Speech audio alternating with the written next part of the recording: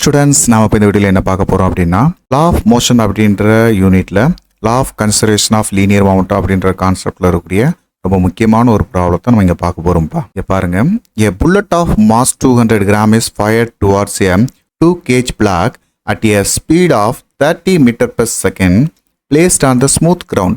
It is observed that the bullet penetrates the block and comes out at a speed of 10 meter per second.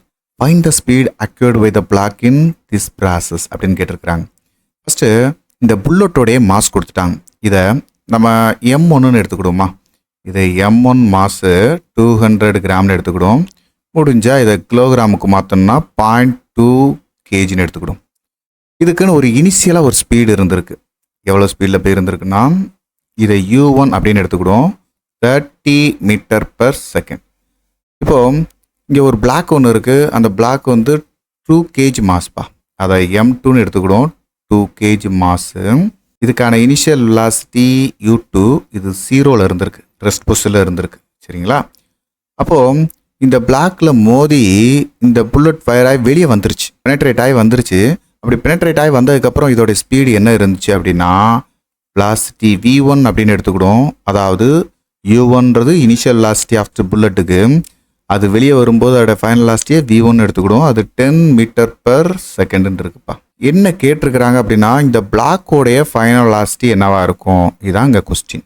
இந்த கான்செப்டை நம்ம ஈஸியாக solve பண்ணுறதுக்கு law of conservation of linear மொமெண்டத்தோட principle apply பண்ணணும். Law of conservation of linear மொமெண்டத்தோட formula என்ன அப்படின்னா momentum of before collision is equal to momentum of after the collision.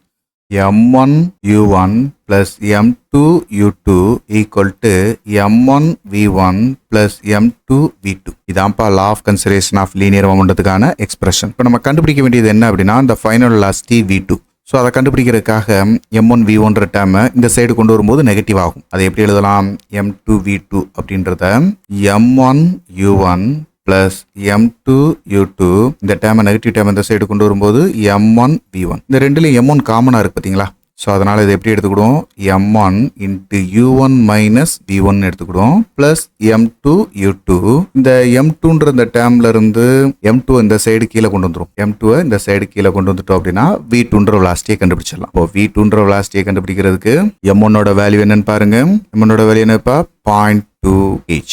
U1 அப்படின்ற இனிஷியல் வெலாசிட்டி 30, V1ன்ற ஃபைனல் வெலாசிட்டி 10 பிளஸ் M2ன்றது 2 kg block, U2ன்றது அதோட இனிஷியல் வெலாசிட்டி 0 டிவைடட் பை M2ஓட மாஸ் 2 kg. ஸோ இதை நம்ம சிம்பிளிஃபை பண்ணும்போது இந்த டேர்ம் 0. சரிங்களா? இந்த டேர்ம் 0 ஆயிடுது.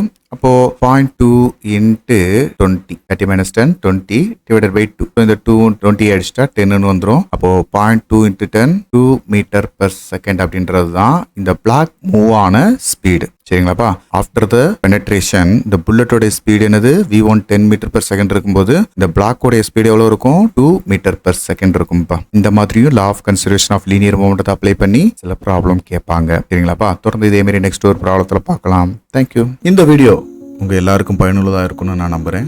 உங்களுக்கு இது ரொம்ப ஈஸியாக இருந்துச்சு அப்படின்னா மறக்காமல் லைக் பண்ணுங்கள். நம்ம மிஸ்டர் பிசிக்ஸ் சேனலை சப்ஸ்கிரைப் பண்ணுங்கள். உங்களுடைய நண்பர்களுக்கும் ஷேர் பண்ணுங்கள். நம்மளுடைய தொடர்ந்து எல்லா வீடியோக்களும் உங்களுக்கு வரணும் அப்படின்னா நம்ம நோட்டிஃபிகேஷனில் ஆல் அப்படின்ற ஆப்ஷனோட கிளிக் பண்ணுங்கள். தேங்க்யூ.